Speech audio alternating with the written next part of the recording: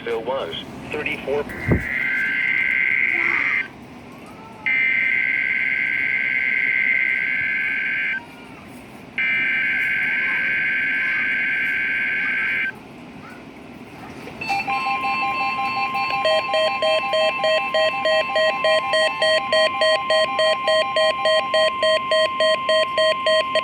This is the National Weather Service Office in Wilmington, Ohio.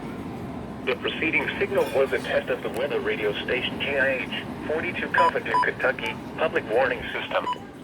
During potentially dangerous weather situations, National Weather Service forecasts for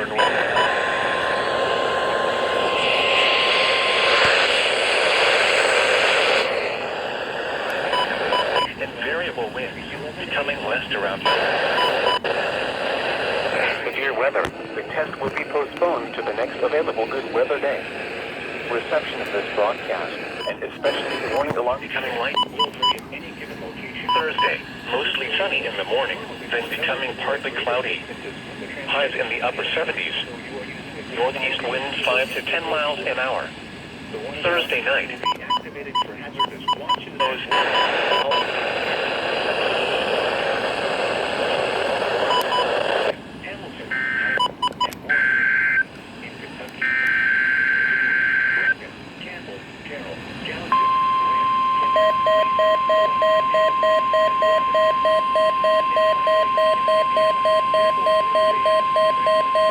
This is the National Weather Service Office in Wilmington, Ohio. This concludes the weekly test of weather radio station KIH 42 Covington, Kentucky. 48 Kentucky public warning system. During potentially dangerous weather situations, specially built receivers can be automatically activated by the signal to warn of the impending hazard. Tests of the signal and receiver's performance are normally conducted by the National Weather Service between 11 a.m. and noon each Wednesday. If there is a threat of severe weather, the test will be postponed to the next available good weather day.